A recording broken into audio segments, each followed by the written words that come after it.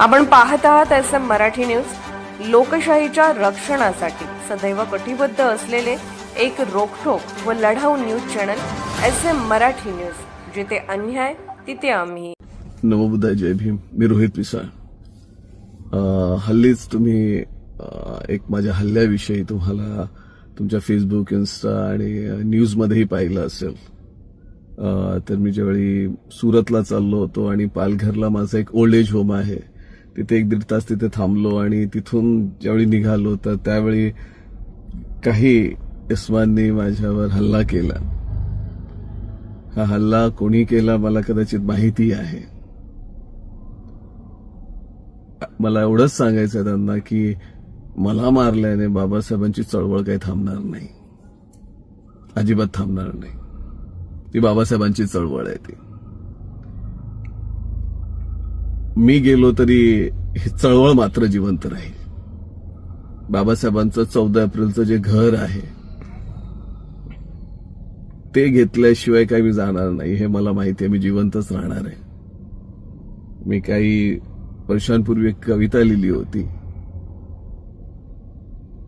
की मनूच्या मस्तीवरती रक्ताची गोळी थुंकून तू अजून जिवंत आहेस। ही माती तुला विसरणार नाही। अन्यायाची चीड आमच्यासारख्या अज्ञानालाही आहे, म्हणून मी जिवंत आहे। अंधार आणि काळा कुठ्ठा अंधार हिच्या त्या रेताळात एक बुरुज अजून जिवंत आहे। तो आमच्यात नाहीस असं कोण म्हणतं? तुझ्या अभावाजवळ तुझ्या परतण्याची वाट पाहत मी अजून जिवंत आहे। तू दिलेला तुझा निळा रंग, निळा श्वास, म्हणून मी जिवंत आहे। तू दिलेला तुझ्यातला स्वाभिमानाचा तोच निळा रंग, म्हणून मी जिवंत आहे। रोहित पिसाळ जरी गेला तरी बाबासाहेबांची चळवळ मात्र जिवंतच आहे आणि ती राहील। बाबासाहेबांची 14 एप्रिलचं आपल्याला जे घर घ्यायचं आहे त्याचा जो संघर्ष माझा सुरू आहे, तुम्ही कितीही थांबवलत आणि मी जर मनुवादी म्हणत असेल म्हणजे मनुवाद हा एक म्हणजे एक अशी वैचारिक ज्याला आपण बोलतो सिकनेस, आजार आहे, तो सगळ्या जाती धर्मामध्ये असतो। म्हणून मी कुठल्या तरी बाहेरच्या जाती धर्माविषयी बोलत नाहीये। हे जो हल्ला होता तो आमच्याच हितचिंतकांनी केलेला आहे, मला चांगलं माहिती आहे।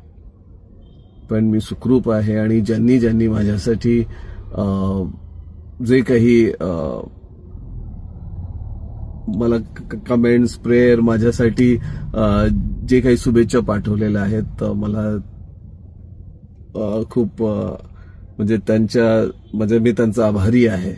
आणि कोणीही हिंसा करू नये, एक एनसी होऊ नये, कारण खूप वेगवेगळ्या शहरातून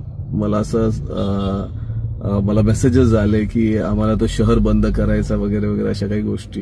पण आपण बाबासाहेबांच्या राज्यघटनेवर कधीही वार करायचा नाही। मी नेहमी हे बोलत असतो, एकाही मुलावर एनसी झाली नाही पाहिजे। तुमच्या सगळ्यांचं प्रेम असंच राहू द्या। आणि मी रोहित पिसाळ, एक भीमसैनिक, तुमचा सदैव आभारी राहील आणि लवकरच आपल्याला बाबासाहेबांचं घर भेटेल हीच मी आशा बाळगतो। नमो बुद्धाय, जय भीम।